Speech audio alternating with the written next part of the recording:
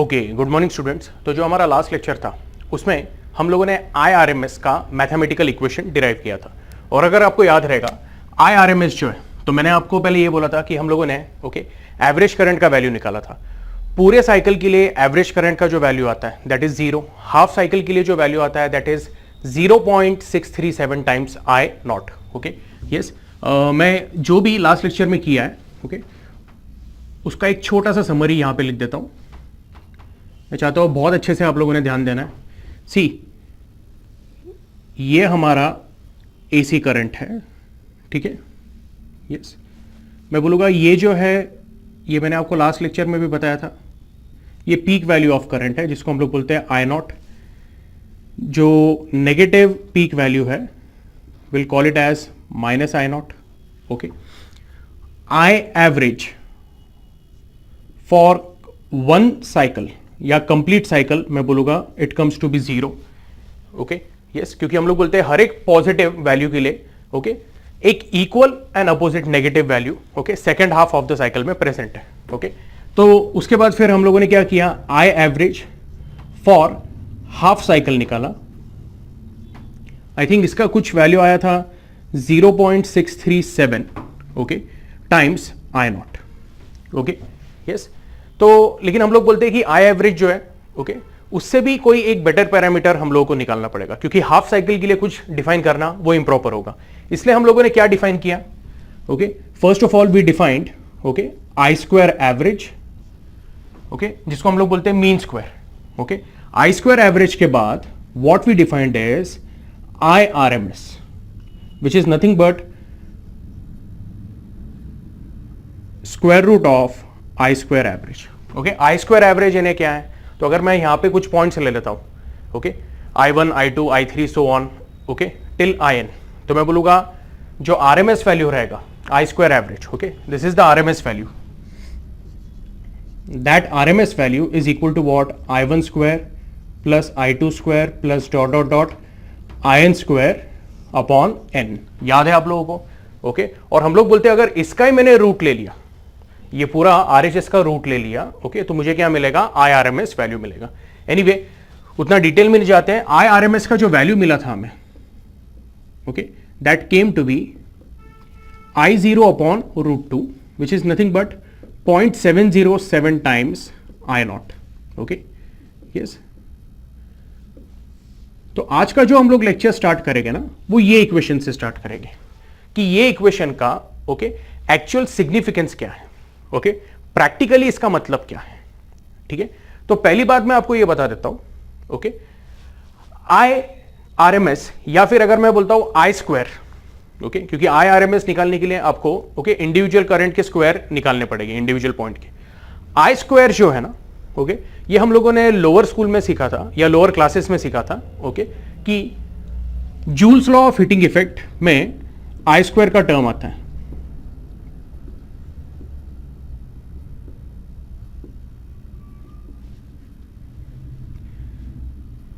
अगर आपको याद होगा तो हम लोग बोलते हैं the work done by the electric current in a conductor of resistance R in time t is actually equivalent to what, heat generated in the conductor, और you can say heat generated in the resistance. इसका जो value आता है that comes to be I square R into t. ये equation आप लोगों को पता होना चाहिए। इसको बहुत सारे बुक्स में कैपिटल H के साथ भी दिया जाता है। So heat generated is given by what, I square RT. This is Joule's law of heating effect, ठीक है। अब हम लोग क्या बोलते हैं कि सबसे पहले मैं एक दूसरे कलर का पेन यूज करता हूं। मैं यहां पे IRMS का जो वैल्यू है ना वो मार्क कर देता हूं ये ग्राफ पे। Yes, late us say if this is I not, 0.707 यानी कितना हुआ, 70% ऑफ I नॉट। तो अप्रोक्सीमेटली ये आपका 0 का पॉइंट है, ये I नॉट का पॉइंट है, ये 50% of I naught, and let us say this is approximately 70% of I naught. 70 और 71% ऑफ I नॉट, ये जो आपका लाइन है ये क्या इंडिकेट कर रहा है, IRMS। क्या इंडिकेट कर रहा है, IRMS।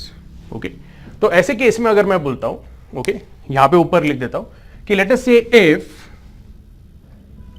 I naught is equal to 10 ampere, IRMS कितना होगा, 0.707 टाइम्स 10 यानी अप्रोक्सीमेटली 7.07 एम्पियर, और you can say simply 7 ampere या 7.1 ampere to be precise. Okay, यहां तक क्लियर है? Okay, now what is the significance of okay IRMS, ये हमें समझना है. ओके, तो मैं यहां पे टाइटल लिख देता हूं, significance of IRMS. Okay, yes, इसमें मैं ऐसा बोलूंगा कि एज्यूम करते हैं ओके कि एक सर्किट है, उसको मैंने EMF सोर्स लगाया है और एक रियोस्टैट लगाया है. ठीक है, यस. अब ध्यान से सुनना आप लोगों ने, ये बहुत इंपॉर्टेंट है. मैं बोलूंगा let E be the EMF okay of the source. Okay, मैं बोलूंगा यहां से एक करंट का वैल्यू फ्लो होगा I, और मैं बोलूंगा ये जो टोटल वायर है ओके इसका जो रेजिस्टेंस है वो मैं यहां पे दिखा देता हूं like this. It is simply a representation. Okay, तो टोटल वायर का रेजिस्टेंस मैंने यहां पे दिखाया.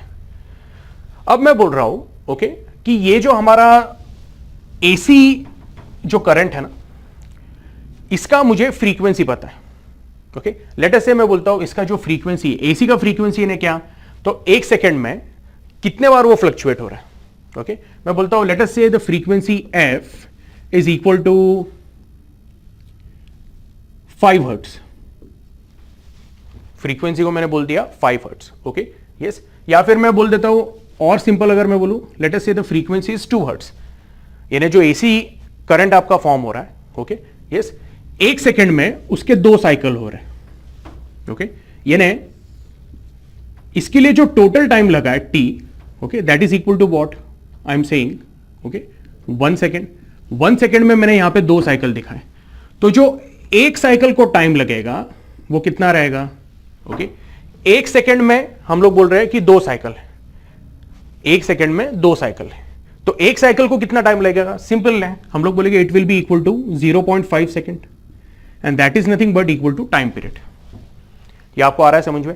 इतना कम फ्रीक्वेंसी कभी होता नहीं है, मैंने बस एक एग्जांपल लिया. तो मैं बोल रहा हूं अगर फ्रीक्वेंसी 2 हर्ट्ज है तो ये जो पीरियोडिक साइकिल है इसका जो टाइम पीरियड रहेगा या पीरियड रहेगा that will be 1/f which is going to be 1/2 that is 0.5 second. Okay, तो ये वैल्यू मेरे पास पहले से है. अब मैं क्या करता हूं ओके ध्यान से सुनना है. ओके, ये जो है ये हमारा क्या है, दिस इज DC सर्किट. इसके अंदर मैं जो रियोस्टैट है ओके उसका वैल्यू ऐसा एडजस्ट करूंगा कि with the applied EMF E and the rheostat RH okay मैं बोलूंगा जो इसमें DC करंट फ्लो होने वाला है IDC, वो IDC का जो वैल्यू है ना that is approximately equal to what okay you can say ये वाला जो वैल्यू मिला है हमें 7.07 एम्पियर, और you can say it is approximately equal to what IRMS. Let us say इसको मैं बोल देता हूं this is your result number 1. क्या किया मैंने ओके वापस बता रहा हूं. सबसे पहले मेरे पास एक AC करंट का फॉर्म है, उसमें मैंने IRMS ढूंढ लिया. फिर ये AC फॉर्म में मैंने वो AC फॉर्म का टाइम पीरियड ढूंढा, यानी एक साइकिल को कितना टाइम लगता है. ओके, उसके बाद मैंने क्या किया ओके एक सेपरेट सर्किट लिया, DC circuit. Okay, this is a separate DC circuit. Okay, इसका और वो AC का कोई संबंध नहीं. हाँ, लेकिन इसमें क्या किया मैंने, RH का वैल्यू एडजस्ट किया. RH का वैल्यू इस तरह से एडजस्ट किया कि जो इसमें स्टेडी करंट फ्लो होगा that steady current is equal to what almost 7.07 ampere. Okay, which is also equal to what the RMS value in the AC. और एक बात ये भी समझना है कि करंट कितना भी फ्लक्चुएट हो ओके जो RMS वैल्यू रहेगा that will be always positive and it will be constant. आप ये बात भी समझना है कि ऐसा नहीं है अगर I0 ऊपर है और -I0 नीचे है तो नीचे भी आप एक लाइन बनाओगे -IRMS की. नहीं, IRMS हमेशा क्या रहेगा, it will B positive. Okay, तो ये पहला स्टेप आपको आया समझ में. अब हम लोग क्या करते हैं, इसमें से करंट पास करते हैं. ओके, ये जो करंट है वो कितने टाइम के लिए पास करते हैं. Okay, so the time interval T which we select is actually equal to what the time period of AC. यानी हम लोग पर्पसली 0.5 सेकेंड सिलेक्ट कर रहे हैं. और ऐसे इसमें हम लोग क्या देख रहे हैं, what is the heat that is generated in the DC circuit. So by Joule's law, I'll say the heat generated in the DC circuit is I square. So I square DC into resistance of the circuit into the time for which we are flowing the current. और वो time क्या है? That is equal to capital T. Capital T is what? The time period of AC cycle. ये आपको आ रहा है समझ में? ओके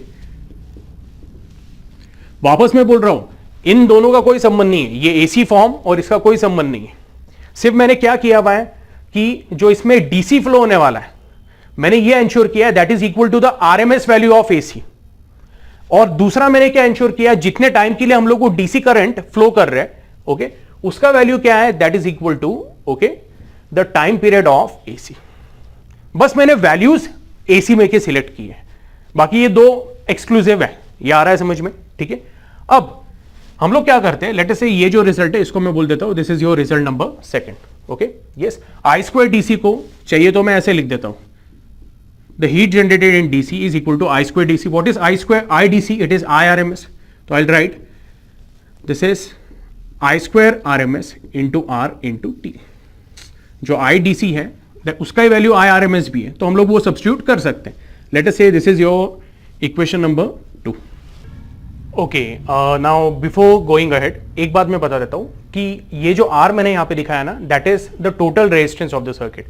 यानी इसमें मैंने RH का भी वैल्यू क्या किया है, ओके, इंक्लूड किया हुआ है। तो चाहिए तो मैं यहां पे दिखा देता हूं कि यहां पे RH is also included. Okay, ये ध्यान में रखना है। ओके, सो जो वायर का रेजिस्टेंस है प्लस जो रियोस्टैट रेजिस्टेंस ऑफर कर रहा है सर्किट में, वो टोटल मिला के मैंने यहां पे R रिप्रेजेंट किया। Okay yes, so I will से R is total resistance of circuit.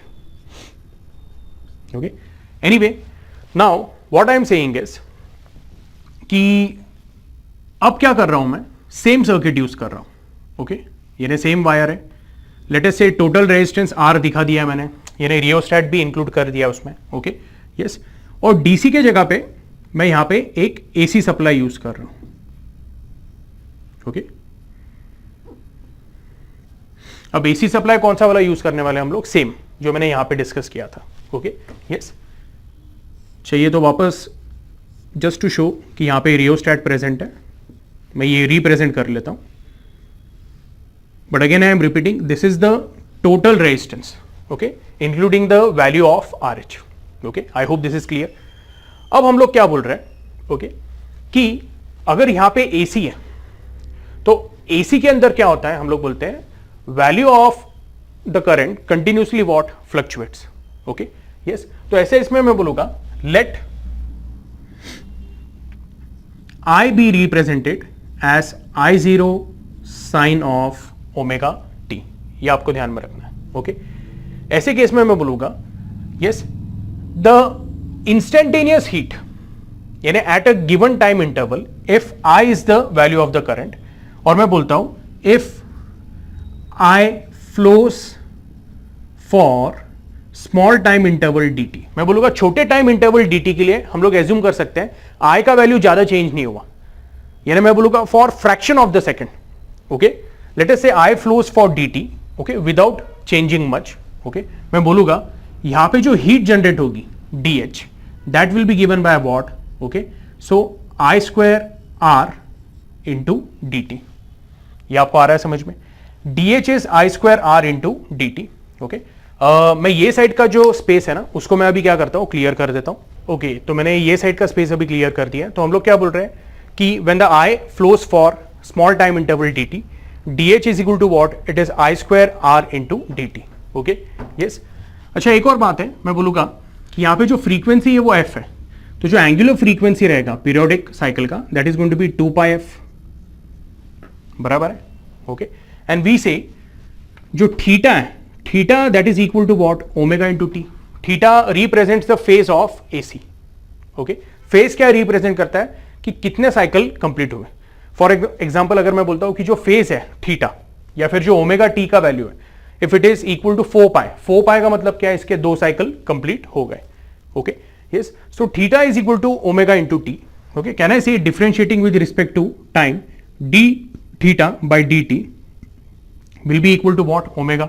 You can say dt is equal to d theta upon omega.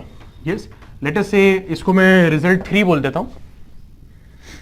Okay, और यहां पे मैं बोल देता हूं this is your result number 4. ठीक है.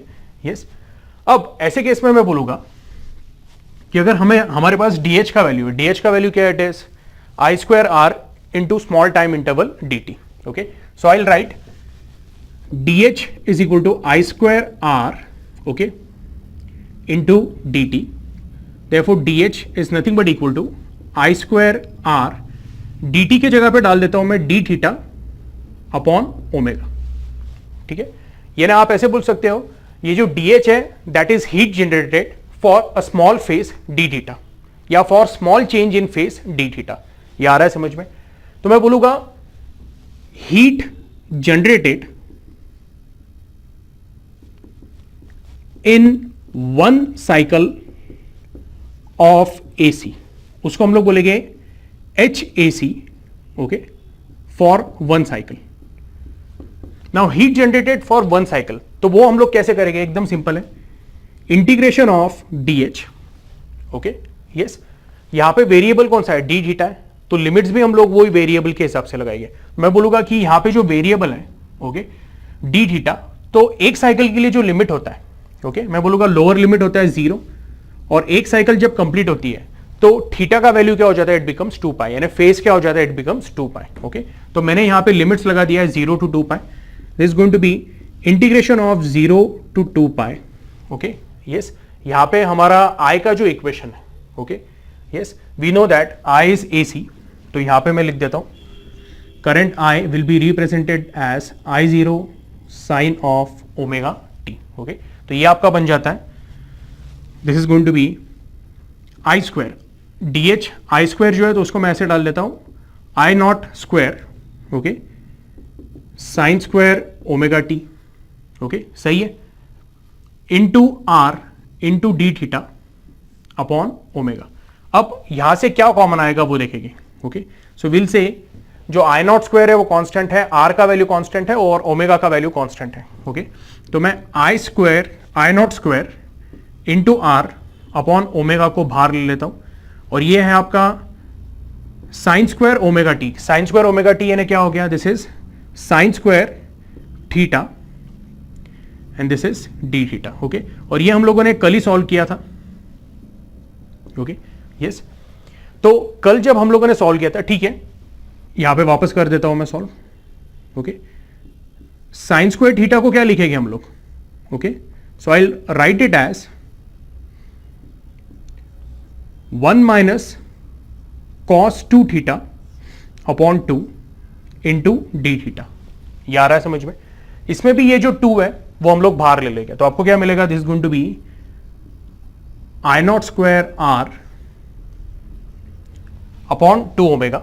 ओके, यस, एंड ये आपका बन जाता है ब्रैकेट में integration of d theta between the limits 0 to 2 pi minus integration of, okay, अच्छा, cos 2 थीटा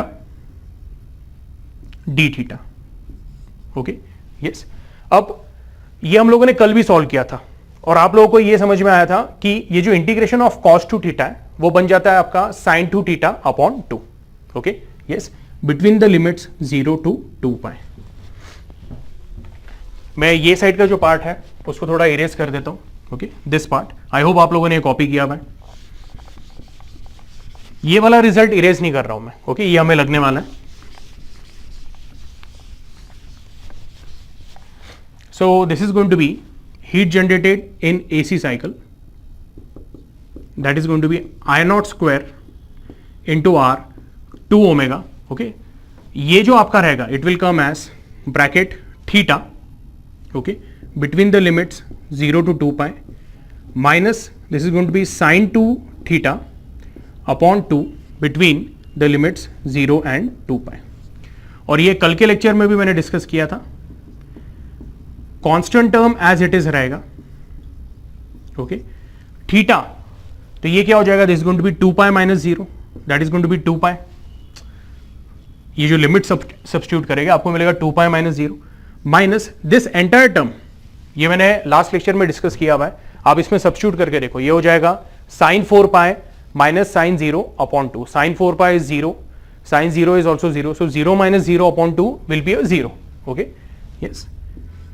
सो एनीवे ये आपको मिल जाता है, this going to be I naught square R upon 2. Okay, अब ये जो 2 है ना, इसको मैं ऐसा लिख देता हूं, रूट 2 का स्क्वायर चलेगा. Okay, into omega as it is. Okay, denominator में इनटू ये क्या रहेगा 2 पाई.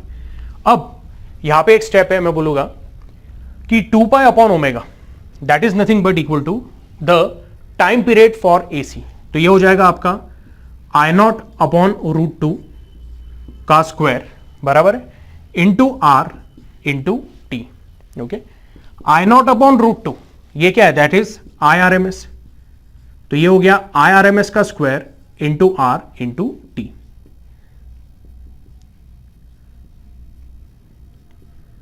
अब मैं आपको बताता हूं कि हमें क्या रिजल्ट मिल रहा है. Late us say this is your equation number 5. Okay, 5 या 6 जो भी है. Okay, so basically from equation 2 and equation 5 हमें क्या रिजल्ट मिलता है. ओके, तो मैं ये पार्ट जो है थोड़ा सा इरेज कर देता हूं. Okay, okay, so finally will say from equation 2 and 5, okay, heat generated in DC is actually equal to heat generated in AC. okay, और दोनों का वैल्यू क्या है, it is I square RMS into R into T. okay, तो basically हम लोग इसको इस तरह से लिख देते हैं कि heat generated in DC circuit is equal to what heat generated in AC. okay, heat generated in AC for one cycle. okay, yes, and that is equal to what I square RMS into R into T. बोलने का मतलब क्या है कि जो आपका heat generated in DC है, okay, is equal to heat generated in AC for one cycle. तो वन साइकिल के लिए जो टाइम इंटरवल है that is equal to what T. और यहां पे भी जो हीट जनरेट हुआ है, ओके, डीसी में, उसके लिए भी हम लोगों ने टाइम इंटरवल क्या लिया हुआ है, that is equal to capital T only. Okay, मैंने आपको स्टार्टिंग में ही बताया था कि जो इसका टाइम पीरियड रहने वाला है उतने टाइम के लिए हम लोग करंट पास कर रहे हैं. ओके, तो ये पॉसिबल तभी है, पहली कंडीशन जब T is equal to capital T. Okay, और दूसरी कंडीशन ये है कि जब आई डीसी यानी current that is flowing through DC, okay, that is equal to what I R M S. Okay, तब हम लोग बोलते हैं okay the heat generated in DC okay is actually equal to what heat generated in AC. okay, given that both the circuits are same या similar, okay, या identical. okay, देखो अभी इससे फिर हम लोग RMS वैल्यू ऑफ करंट कैसे define करते हैं. okay, so RMS value of current in an AC waveform is defined as okay that steady value of DC current which when passed through the same circuit produces the same heating effect in the same time interval. Okay, आप लोगों को समझ आया है. मैं वापस एक बार repeat करता हूं. RMS value of AC current is defined as that steady value of DC current which produces the same heating effect, okay, yes, when it is pass through the same circuit for the same time interval. Okay, yes, I hope आपको IRMS का concept अच्छे से समझ में आ गया. इसको क्या करना है, प्लीज अच्छे से नोट डाउन करना है. ठीक है, ओके, आई होप आप लोगों को आईआरएमएस का कंसेप्ट अच्छे से समझ में आया है. जो डेरिवेशन और जो कंसेप्ट मैंने आपको बोर्ड पे दिया हुआ है, ओके, प्लीज़ उसको फॉलो करो, उसमें आपको 100% मार्क्स मिलेंगे. टेक्स्ट बुक का जो डेरिवेशन है वो काफ़ी कंफ्यूजिंग है. ओके, यस, मैंने आपको सिंप्लीफाई करके ओके यहाँ पे एक्सप्लेन किया हुआ है. एनीवे, इसके बाद जो नेक्स्ट इंपॉर्टेंट कंसेप्ट है that is of phasors. Okay, now what exactly is phasors. तो हम लोग बोलते हैं कि phasors are basically rotational vectors. ये ने एग्जैक्टली मैं ऐसे नहीं बोलूंगा, ओके, कि जो हम लोगों ने स्केलर्स एंड वेक्टर क्वांटिटी सीखा हुआ है, ओके, तो मैं बोलूंगा कि phasors are what these are perfectly these are vectors, नहीं, हम लोग बोलेंगे फेजर्स, ओके, और वेक्टर्स, इनके बीच में हम लोग बोलेंगे काफी सारी कॉमन एनालॉजी, ओके। जब मैं आपको फेजर ड्रॉ करके बताऊंगा ना तो आपको समझ में आ जाएगा, ओके। सबसे पहले लेकिन फेजर्स काय के लिए यूज होते हैं, तो हम लोग बोलते हैं इन AC, I'll use a different pen.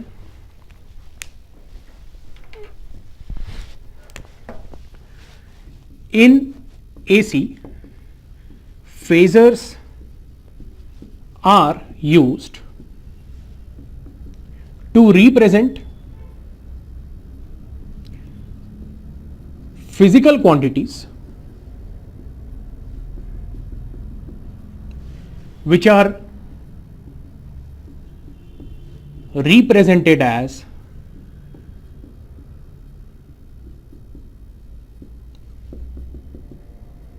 time varying quantities. ध्यान से सुनना है, हम लोग बोलते हैं कि जो फेजर्स है तो इन AC, ओके, या आप ऐसे बोल सकते हो in AC waveform, okay, phasors are used to represent physical quantities, okay, which are represented as time varying quantities, okay. अभी ऐसे कौन से फिजिकल क्वांटिटीज हैं, तो हम लोग बोलते हैं लेट अस से, मैं बोलूंगा current I which is given by what, I0 sine of omega T, okay, या फिर जैसे हम लोग बोलते हैं EMF E which is given as E0 sine of omega T, okay. तो मोस्टली फेजर जो है वो हम लोग करंट I और EMF E रिप्रेजेंट करने के लिए यूज करते हैं, ओके। लेकिन एग्जैक्टली इसको कैसे यूज करते हैं वो हमें समझना है, okay. So first of all let us से हम लोग करंट का इक्वेशन कंसीडर करते हैं, I is equal to I naught sine of omega t at time t equal to 0। मैं यहां पे क्या करूंगा, सबसे पहले x एक्सिस और y एक्सिस बना देता हूं, ठीक है। अच्छा, एक और काम करते हैं, ओके। फिलहाल जो EMF का इक्वेशन है इसको मैं निकाल देता हूं, मैं एक और करंट का इक्वेशन लिखता हूं, ओके। अगर आपको याद होगा तो हम लोगों ने करंट का इक्वेशन लास्ट लेक्चर में कुछ ऐसा सीखा था, I is equal to I naught, okay, sine of omega t plus alpha, okay. ये केस में मैं बोलूंगा एल्फा का वैल्यू क्या है, it is equal to 0। Alpha का वैल्यू क्या है, इट इज इक्वल टू 0। मैं एक और केस कंसीडर करता हूं जहां पे एल्फा का value it is equal to π/2। बहुत इंपॉर्टेंट है, मैं चाहता हूं आप लोगों ने अच्छे से ध्यान देना।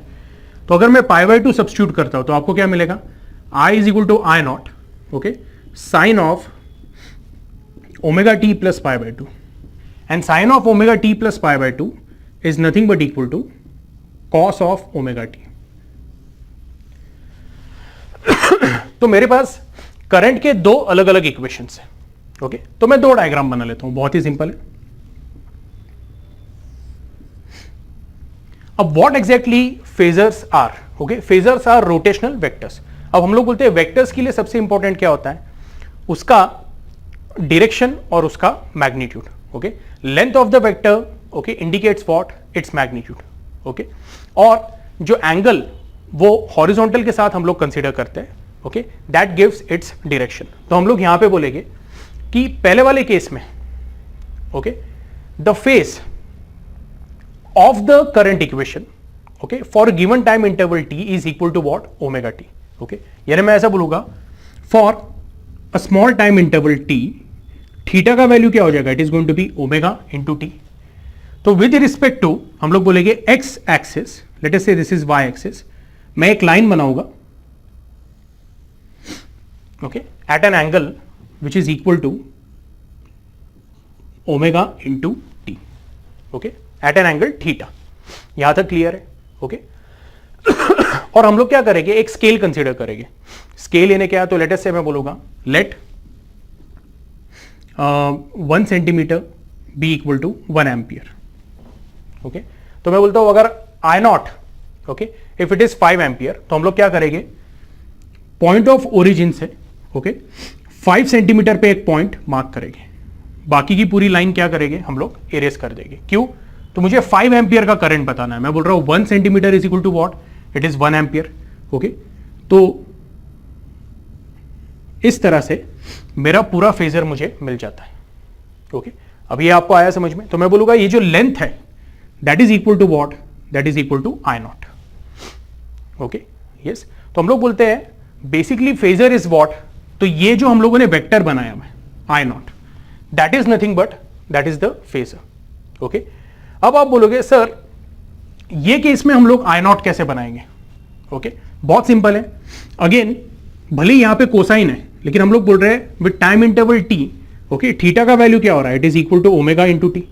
तो वापस मैं एक लाइन बनाऊंगा at an angle omega into t, और मैं एक पॉइंट मार्क करूंगा अगेन एट 5 सेंटीमीटर, ओके, और इसको मैं क्या बोल दूंगा? This going to be I naught. अभी आप बोलोगे सर लेकिन एक equation I naught sine omega t है और एक equation I naught cos omega t है। बहुत सिंपल है, हम लोग क्या करेंगे, जैसे आई नॉट है ना, इसको एज ए वेक्टर कंसीडर करेंगे। सो कैन आई से, अगर एक वेक्टर है ए, तो उसको हम लोग ऐसे लिख सकते हैं vector A x plus vector A y, that is nothing but equal to A x is A cos theta and A y is A sine theta. Okay, सही क्या नहीं? जैसे हम लोग लिखते हैं अगर एक एक्स वाई प्लेन में कोई वेक्टर है तो उसका एक कंपोनेंट अलोंग एक्स है और एक अलोंग वाई है, उसको मैंने ऐसा लिख दिया। ओके यस, सिमिलरली हम लोग बोलेंगे आई नॉट को हम लोग क्या कर सकते हैं, ऐसे रिप्रेजेंट कर सकते हैं I naught cos theta plus I naught sine theta. बोलने का मतलब आप यहां पे एक वेक्टर दिखा दो लाइक दिस, ये हो गया आपका आई नॉट कॉस थीटा यानी कॉस ओमेगा टी, और ये हो गया आपका I naught sine omega t. यानी मैंने जो आई नॉट था हमारा रोटरी वेक्टर उसको रिजॉल्व कर दिया। ये आपको आ रहा है समझ में? ओके, लेकिन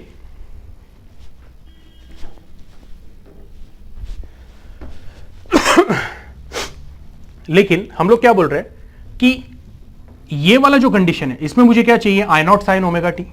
तो मैं ये आई नॉट से यहां पे एक परपेंडिकुलर ड्रॉ कर लेता हूं लाइक दिस, और जो मेरा डिजायर्ड रिजल्ट है उसको मैं रेड से मार्क कर देता हूं। Okay yes, I hope you are getting this. और ये वाले केस में मैं बोलूंगा वापस ये आई नॉट को भी this angle is omega into T. Okay, तो इसका ये वाला जो पार्ट रहेगा again it will be what, I naught sine omega T, और ये वाला जो रहेगा that will be I naught cos of omega t. लेकिन पिछले वाले में I naught sine omega t हमारा रिजल्ट था तो मैंने उसको थोड़ा रेड इससे मार्क कर दिया। यहां पे मुझे क्या रिप्रेजेंट करना है, I naught cos omega T, तो मैं इसको मार्क कर देता हूं। आई होप आपको समझ में आ रहा है। ओके यस, अब क्वेश्चन ये है कि जो I naught sine omega t है उसको हम लोग क्या बोलते हैं? Okay yes, in this case I naught sine omega t is said to be, please pay attention, okay, projection of phasor I naught on y axis. यानी अगर आपको I naught sine omega t दिखाना है तो हम लोग क्या बोलेंगे? Okay, I naught sine omega t is what, it is projection of phasor I naught on which axis, y axis. Okay, और यहां पे मुझे I naught cos omega t दिखाना है। ओके, मैं बोलूंगा I naught cos omega t, it is projection, यानी आप ऐसे समझ लो कि आई नॉट की शैडो एक्स एक्सिस पे कैसी गिरेगी, that is called as what, projection. Okay, मैं बोलूंगा it is projection of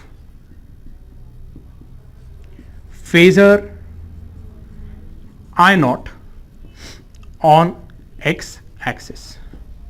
okay, I hope आपको ये समझ में आया है। ठीक है, मैं चाहता हूं आप लोगों ने टेक्स्ट बुक ओपन करना है। ओके, टेक्स्ट बुक में ओके, तो मैं चाहता हूं आप लोगों ने पेज नंबर 290 पे जाना है। ओके, और वहां पे जो 13.4 है फेजर्स, ओके, उसके सेकेंड पैराग्राफ पे जाना है। ओके, अब फेजर एग्जैक्टली क्या है? ओके, तो वो उन्होंने डिफाइन किया हुआ है। Okay, a rotating vector that represents a quality varying sinusoidally with time is called phasor. A rotating vector, तो यहां पे जो रोटेटिंग वेक्टर है वो कौन सा है? This one, I naught. Okay, I naught is the rotating vector. Okay, yes. That represents a quality, okay, which is varying sinusoidally, okay. तो कौन सी क्वालिटी वेरी हो रही है sinusoidally? I is varying sinusoidally, okay. और उसका equation क्या है? I naught sine omega t. अब आप पूछोगे सर ये डायग्राम में वो क्वालिटी क्या है जो वेरी हो रही है, ओके।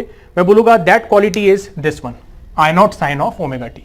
देखो जैसे आई नॉट का पोजिशन चेंज होगा, okay, I naught sine omega T का भी वैल्यू चेंज होगा, उसका भी लेंथ चेंज होगा। फॉर एग्जाम्पल अगर मैं आई नॉट को यहां पे बना देता हूं like this, let us say in some extra time interval omega T का वैल्यू बढ़ गया है, तो मैं बोलूंगा कि आपका I naught sine omega T का भी वैल्यू क्या हो जाएगा?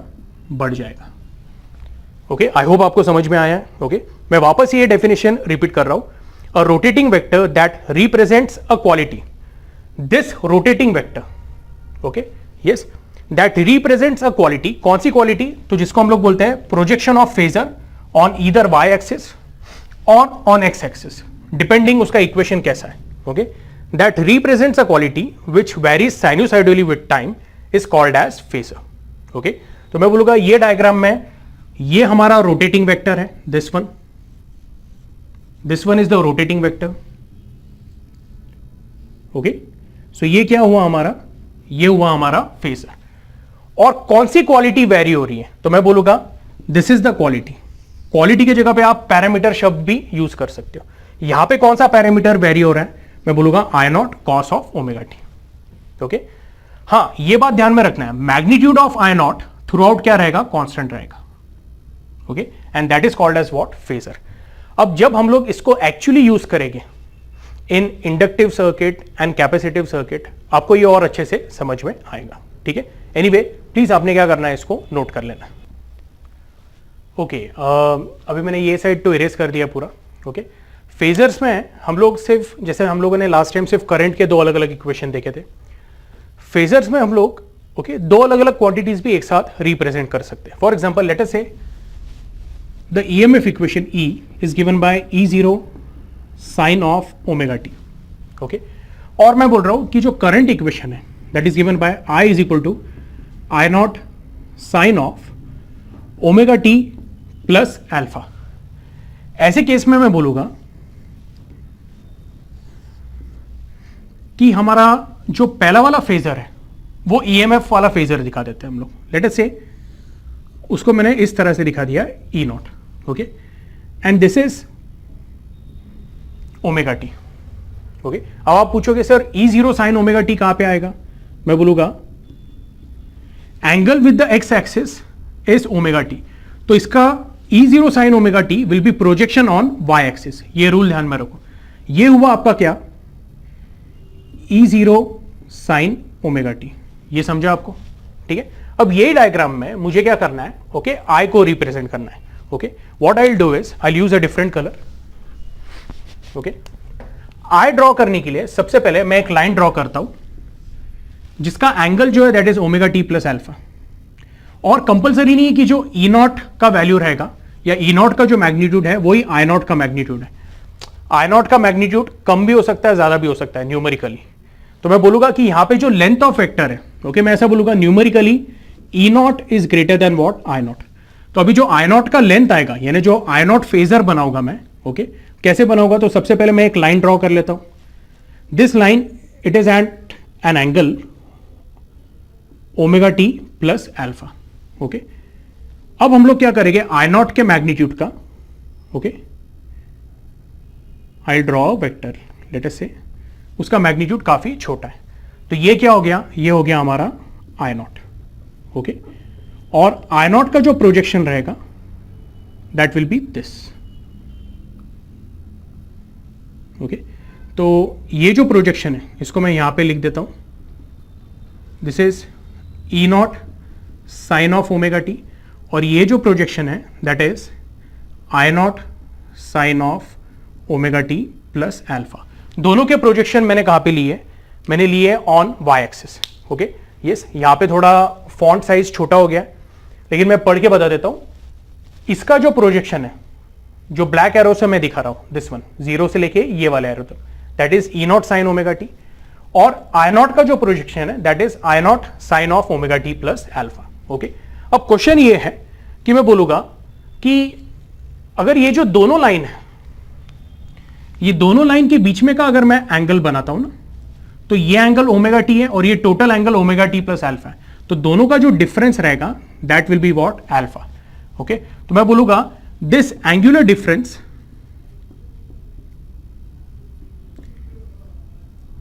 Is also equal to what, phase difference. Okay, yes. तो हम लोग क्या करेंगे, वापस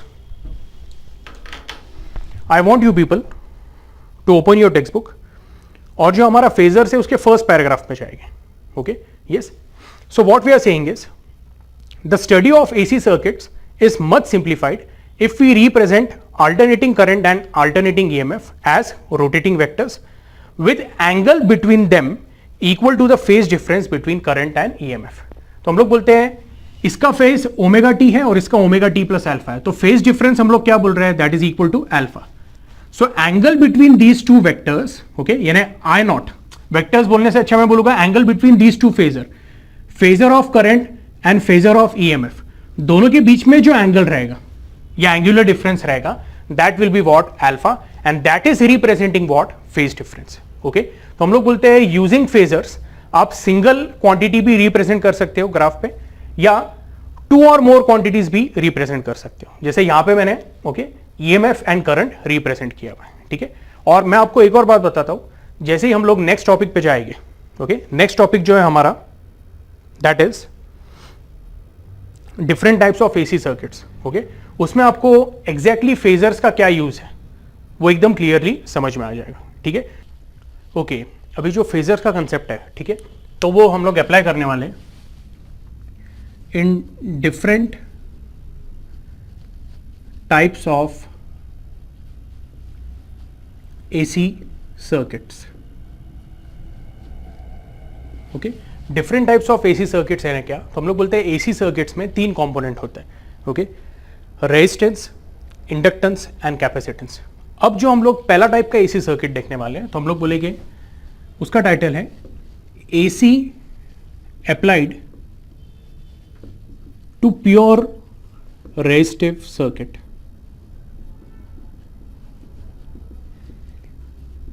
ठीक है, और ये छोटा सा डेरिवेशन हम लोग देख लेते हैं, बहुत ही सिंपल है। हम लोग बोलेंगे कि लेट अस से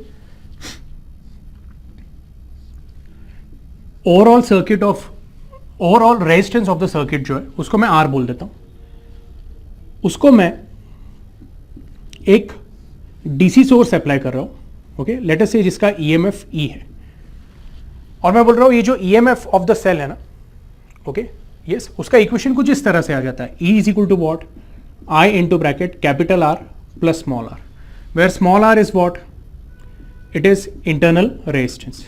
ये हम लोगों को पता है। अब हम लोग ऐसे बोलते हैं लेट अस से कि जो इंटरनल रेजिस्टेंस है दैट इज निग्लिजिबल।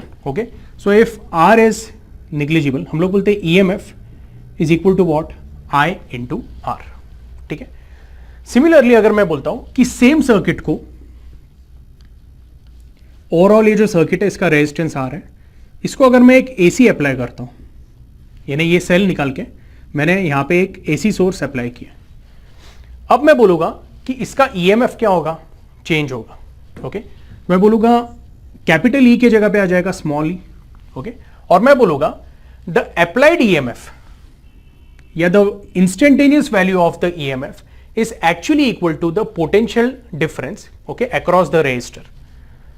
तो let us say मैं okay symbolically बोल देता हूं R is between point A and B, तो मैं बोलूंगा जो भी instantaneous okay instantaneous value of EMF होगा that will be the instantaneous voltage between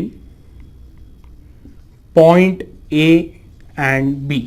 okay, तो इसको मैं बोलूंगा देयरफॉर, अच्छा इंस्टेंटेनियस है क्या, तो at that particular time interval. Okay, तो ऐसे केस में मैं बोलूंगा this is going to be equal to V A B, that is equal to, अब लेट अस से मैं बोलूंगा जो ईएमएफ है, ओके, ईएमएफ का इंस्टेंटेनियस वैल्यू ई है, that is given by E naught sine of omega t, where E is instantaneous EMF. Okay, मैं बोलूंगा उसके लिए जो इंस्टेंटेनियस करंट रहेगा, ओके, उसको मैं बोल देता हूं आई। लेकिन अभी आई का इक्वेशन क्या रहेगा वो हमें निकालना है। Okay, so first of all मैं बोल देता हूं is going to be I into R. Okay, therefore I will be equal to what, E upon R. Can I say E क्या है, ई हम लोगों ने लिखा है it is E naught sine of omega T upon R. अब यहां पे हम लोग बोलते हैं ई नॉट क्या है, E naught is the peak value, okay, of the EMF. यानी अगर मैं ये जो एसी ईएमएफ है इसका अगर मैं ग्राफ बनाऊं तो ये कुछ इस तरह से आता है, जीरो से पीक, पीक से जीरो, फिर नेगेटिव पीक एंड वापस जीरो। मैं बोलूंगा ये वैल्यू क्या है, हमारा ई नॉट है, ये आपको आ रहा है समझ में, और ये माइनस ई नॉट है। अब ये जो इक्वेशन है वो आपको क्या बताता है कि जब ईएमएफ का वैल्यू मैक्सिमम होगा ई नॉट, करंट का भी वैल्यू क्या रहेगा, इट विल बी मैक्सिमम। एकदम सिंपल है। Okay, see at this particular point हम लोग बोल रहे हैं कि जो आपका टाइम इंटरवल है that is equal to T by 4 and omega T का वैल्यू है पाई बाई 2। तो मैं बोलूंगा कि जो पीक पीरियड रहेगा, ओके, उसमें हम लोग बोलेंगे साइन ओमेगा टी, यानी साइन पाई बाई 2 क्या हो जाएगा 1, आपके पास रहेगा I is equal to what, E naught upon R. But ये जो ई नॉट अपॉन आर है ना, इसको हम लोग आगे क्या लिख देते हैं, this is the maximum value of current that is produced in AC. तो हमारा इक्वेशन क्या बन जाता है, okay, we get a equation I is equal to I naught sine of omega T. Okay, yes, so let us say हमारे पास अभी दो equation है, इक्वेशन 1 एंड इक्वेशन 2। ओके, और ऐसे केस में हम लोग बोलेंगे कि both the current and the voltage, okay, both are in the same phase. Okay, both are in the same phase. अब इसको हम लोग कैसे इंटरप्रेट करेंगे, okay, what I will do is I will erase this part. सबसे पहले तो okay, ये जो दो इक्वेशन है, इक्वेशन 1 एंड इक्वेशन 2, ओके, उसमें मुझे एक और रिलेशन ऐसा मिला था यहां पे कि I naught is actually equal to what, E naught upon R. Let us say मैं बोलता हूं कि जो ई नॉट का न्यूमेरिकल वैल्यू है that is equal to 10 volt, और जो रेजिस्टेंस का वैल्यू है, okay, that is equal to 2 ohm. तो ऐसे केस में आई नॉट का जो मैक्सिमम वैल्यू रहेगा, ओके, आई नॉट का वैल्यू क्या रहेगा, that will be equal to 10 upon 2, that is going to be 5 ampere. मेरा बोलने का मतलब क्या है, कंपलसरी नहीं है कि दोनों के जो पीक वैल्यूज हो न्यूमेरिकली सेम हो। हाँ, अगर रेजिस्टेंस 1 ओम का है तो आपका करंट क्या आएगा, 10 एम्पियर आएगा। ये आपको आ रहा है समझ में। तो इसके ग्राफ कैसे आएंगे, okay, first of all I will say कि बोथ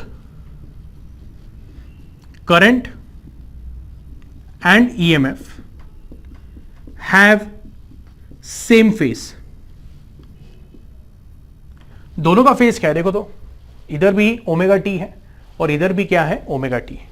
ओके, इसका मतलब both are in the same phase. Same phase का मतलब एक, अगर एक का वैल्यू 0 पे तो दूसरे का भी 0 पे, एक का वैल्यू मैक्सिमम पे तो दूसरे का भी मैक्सिमम पे। लेकिन ये रिप्रेजेंट कैसे करेंगे, okay, so on the graph we represent it like this.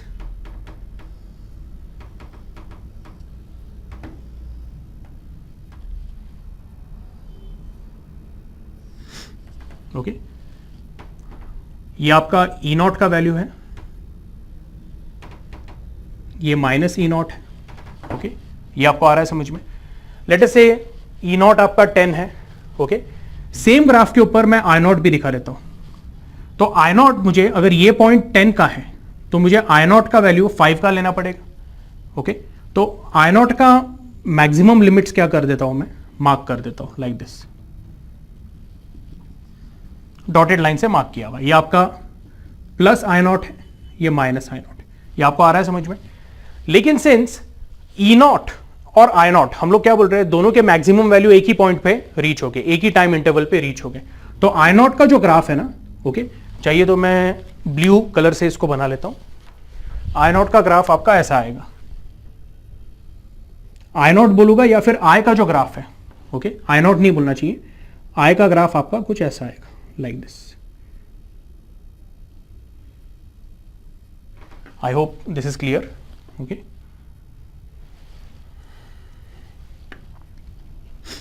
ये जो वैल्यू है ये negative peak value minus I not, ठीक है। अब देखिए इसमें जब ईएमएफ जीरो पे है तो आपका ब्लू लाइन जो है आई नॉट वो भी जीरो पे, जब ईएमएफ पीक पे है आई नॉट भी क्या है पीक पे, तो दोनों ग्राफ एक साथ चल रहे हैं।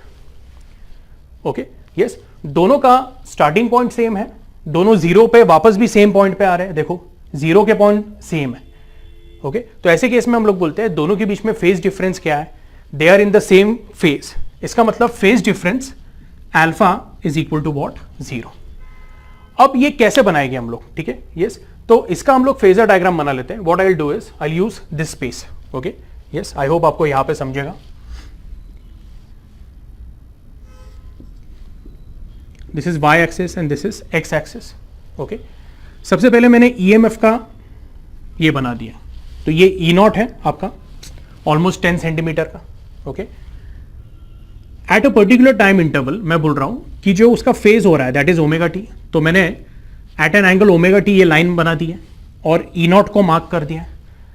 अब ऐसे केस में मैं बोलूंगा कि जो आई नॉट है या फिर जो आई है हमारा, ओके उसको अगर मुझे रिप्रेजेंट करना है तो मुझे जो फेजर लगेगा, ओके वो फेजर का वैल्यू क्या रहेगा, that will be I naught. Okay so ये रहा हमारा आई नॉट।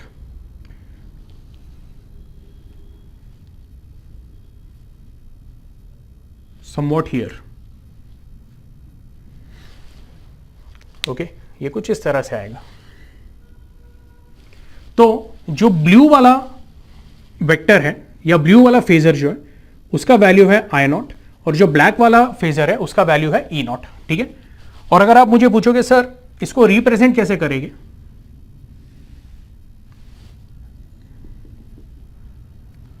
तो ये जो एरो है वो आपको क्या रिप्रेजेंट कर रहा है, this is E naught sine of omega T, और ये जो ब्लू वाला एरो है it is representing I naught sine of omega T. Okay please pay attention. सबसे पहले ये जो फेजर्स बनाए मैंने वो फेजर्स को मैं क्या बोल रहा हूं, this is I not and this is E not, और उनके जो प्रोजेक्शंस है ओके वो है आपके this is E and this is I. ये आपको आ रहा है समझ में, और ये हम लोग बोलते हैं this is the phase diagram for a pure resistive circuit in AC. इनके दोनों के फेजर्स के बीच में हम लोग बोल रहे हैं कोई एंगल है ही नहीं, इसलिए अगर दोनों के बीच में कोई एंगल नहीं है तो दोनों जो रेस है वो एक दूसरे के साथ क्या हो रहे हैं, कोइंसाइड हो रहे हैं, ठीक है। आई होप आपको ये कंसेप्ट समझा है। ओके प्लीज इसको क्या करना है, अच्छे से ड्रॉ कर लेना है, ठीक है। यस एनीवे आज का जो लेक्चर है हम लोग क्या करते हैं यहाँ पे स्टॉप करते हैं।